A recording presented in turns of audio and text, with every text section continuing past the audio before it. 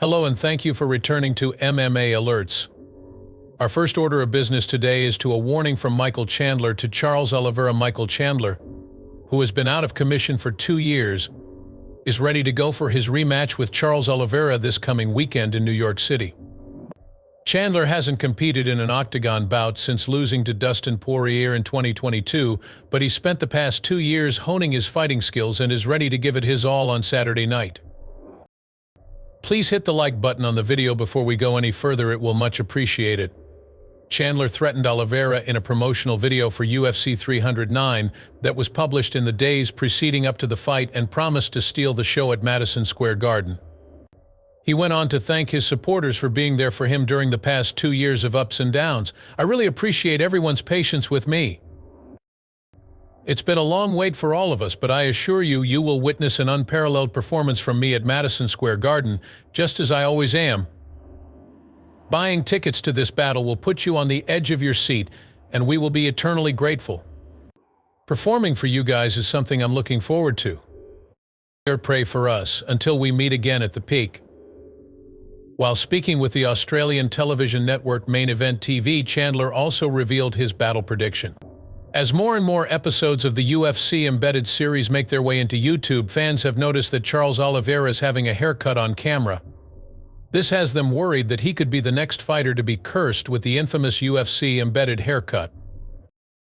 Fans of the new bronze can breathe a sigh of relief before this weekend's game because Alex Pereira has broken the curse, according to others. Following an injury, Jon Jones claims Stipe Miocic is the ideal opponent.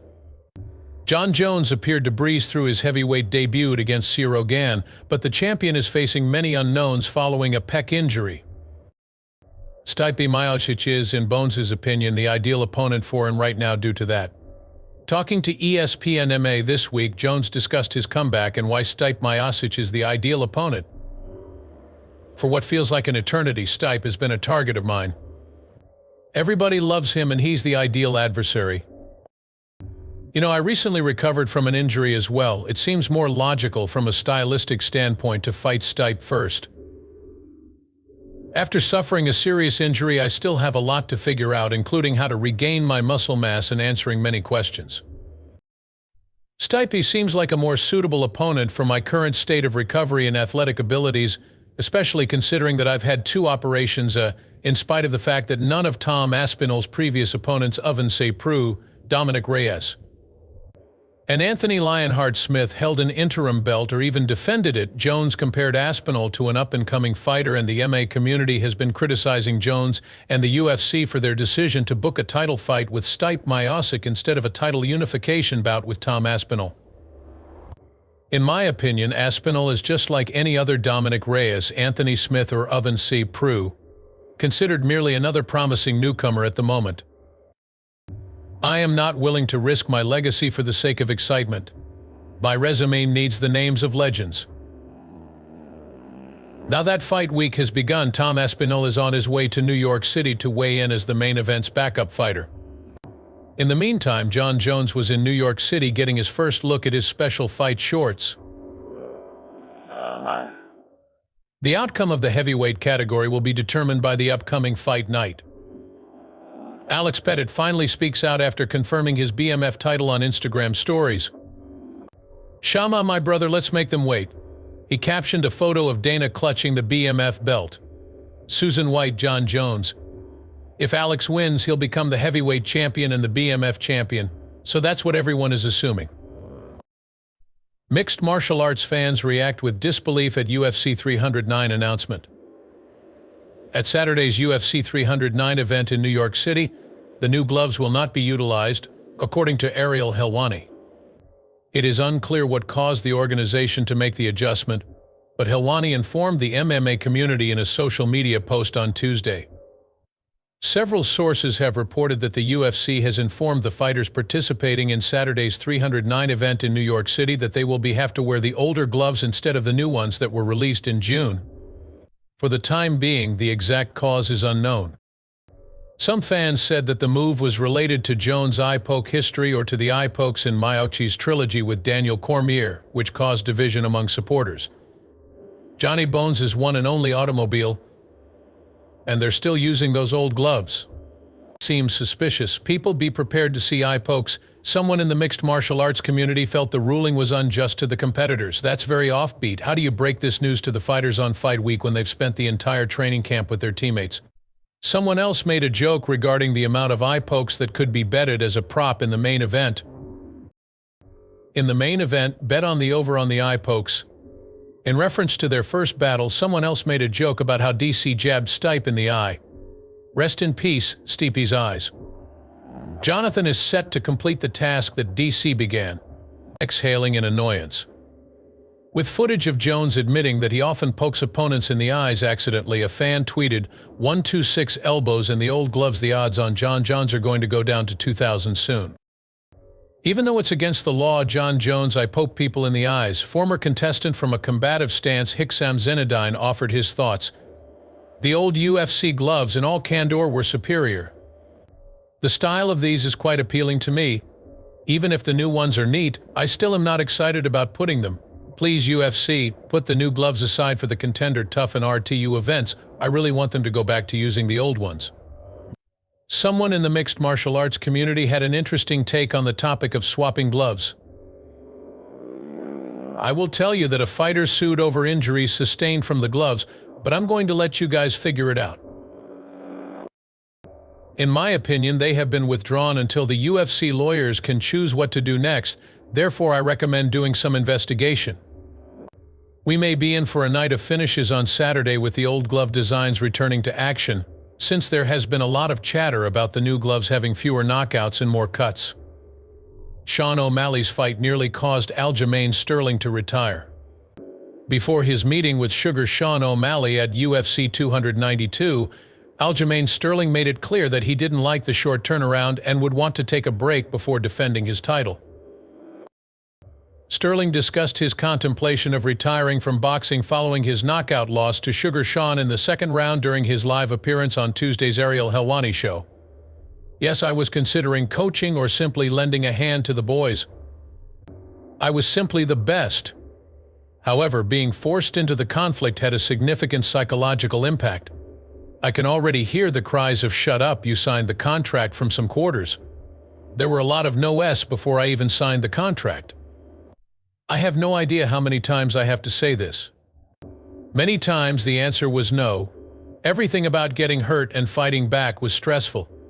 As champion, I thought I had no chance. There is a lot of mental strain from being in a semi-fight camp all the time. I don't think anyone really gets it. Sterling appears to have regained his mojo since moving up to featherweight, and he is now in title contention heading into his bout with Movsar Evloev at UFC 310 next month. If he can pull off the victory, he will be in a position to challenge for the featherweight title once Alexander Volkanovski resolves his issues with Ilia Topuria in the coming year. The division is currently quite competitive. Diego Lopez, who is also in contention for a title opportunity, might be his opponent in a title eliminator if he manages to defeat Ivaviev and avoids fighting the Topuria-Volkanovski winner. Updates on UFC fights. Starting off today's UFC fight updates, we have some thrilling news for the MMA community as we approach UFC 309 in just a few days. The much-anticipated return bout of fan-favorite Hamdi Abdelwahab vs Jamal Pogues takes place in Saudi Arabia on February 1st. Due to bans stemming from failed drug tests, Abdelwahab has not competed since his 2022 UFC debut when he won by split decision over Don'Tale Mayes. However, he will be aiming for a dominant performance in his rematch with Jamal Pogues, who defeated Thomas Peterson via decision in February. On the UFC 312 program in February in Australia, there are a plethora of new bouts, including Ray Saruja vs. Stuart Nicol, Quinlan Salkild vs.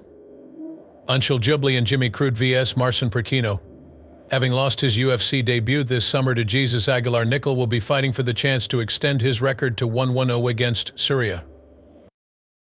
After defeating a Contender Series opponent in September, lightweight Quinlan Salkild will be eager to make a winning impression in his UFC debut. Will try to recover from his career-defining defeat in October.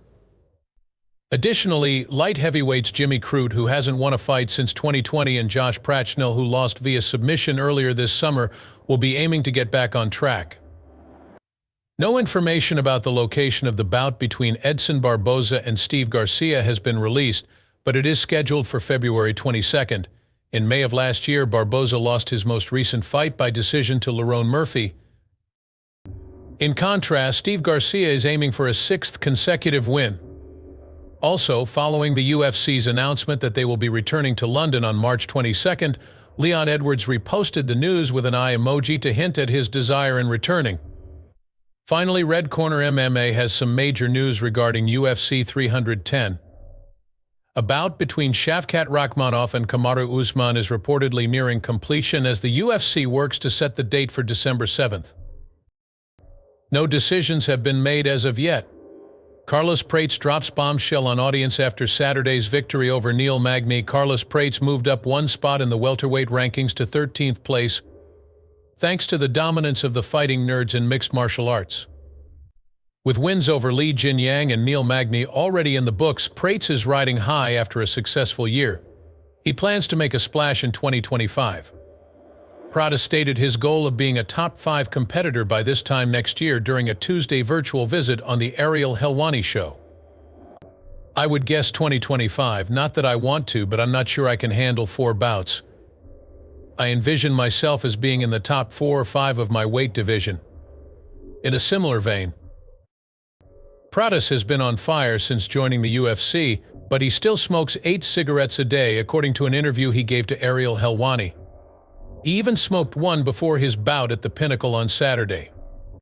How about 8 times a day? A score of 7? Yeah, my coaches have told me that a lot in the past, but I tried to quit smoking once, went a week without smoking, and then gained 5 kilograms in 6 days due to overeating and a lack of gym time. I lit my final cigarette before heading to Apex, my friend, because smoking is not allowed there. It is prohibited to smoke in that area. It appears that Prates' back has not been helped by the cigarettes so far. He has the potential to become the first active UFC fighter to have a cigarette sponsorship if he continues on this path. Conor was called to the testimony during his trial to describe what transpired on the night he supposedly essayed Nikita Hand. The lady alleging MMA fighter Conor McGregor have had DNA traces detected on her body, underwear, and clothing, according to the court. After spending 2 hours in the car with MS Hand, MS Keeley, and Mr. Lawrence, Conor McGregor finally decided to head home. No, let's party away, Nikita countered to his statement. He also mentioned that they got along famously. In the car, we were enjoying ourselves immensely, devoting myself to life. As I started zipping up my pants after using the restroom, she became quite rowdy, energetic, and excited. From the moment we started kissing, our passion grew and our relationship took flight. Right then and there, she OE'd me. According to him, being in a missionary role was completely voluntary, and they had O. He claimed that after Nikita proposed, they resumed having O. While speaking with Mr. McGregor, MS Hand's barrister said that her client had recounted how you placed her in an arm lock. Your customer is quite dishonest.